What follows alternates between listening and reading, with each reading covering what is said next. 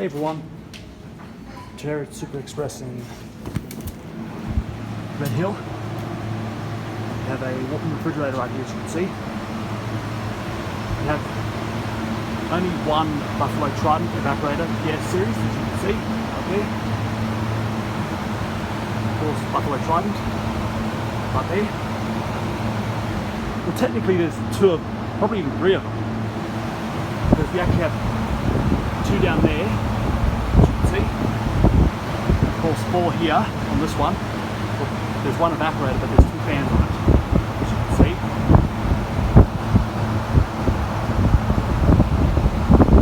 We have four fans on this one. And I presume there's another Buffalo Trident evaporator down here. Yep. This one's also got two fans on it, as you can see. So 2 plus 2 plus 4, so that's 1, 2, 3, 4, 5, 6, 7, 8. That also 2 plus 2, which makes 4. And this one has 4 fans on it.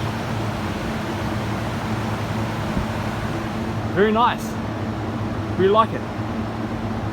So, SupaExpress sells their own liquor, as you probably know. But of course the reason is the evaporators right here. I have a huge interest in fans since I was little. There's the coil back there, as you can see.